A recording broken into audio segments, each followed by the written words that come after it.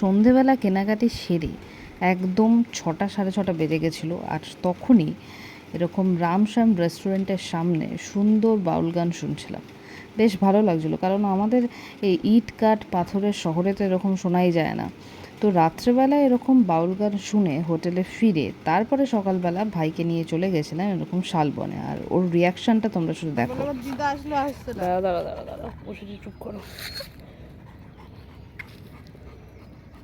একে তো বসানো নয়, মানে বিশাল কর্মকাণ্ড, ভগবানের কাছে অনেক ইয়ে করতে হয়। কোথায় এসেছো মাম্মা তুমি?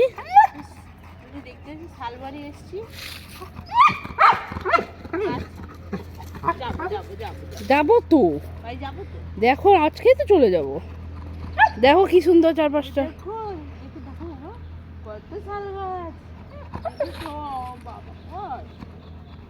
কত সুন্দর দেখেছো চারপাশটা, কত সুন্দর দেখেছো চারপাশটা। দেখো তুমি শুধু দেখো যে কত সুন্দর, দেখো তুমি শুধু দেখো। রবি দাদাকে দেখতে এসেছিলাম, রবি দাদাকে দেখাবি বলে এখানে নিয়ে চলে এসেছি।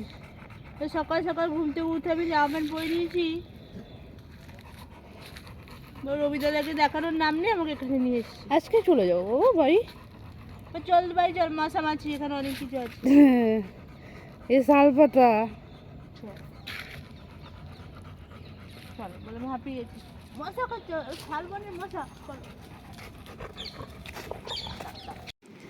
তারপর রুমে ফিরে ব্রেকফাস্টটা করে বেরিয়ে পড়েছিলাম বাড়ির উদ্দেশ্যে। আর আমি নিজেই ড্রাইভ করছিলাম, যেহেতু আমরা গাড়ি নিয়ে গেছিলাম, আর বাকিরা সবাই পিছনে মাস্তিতে বসেছিল।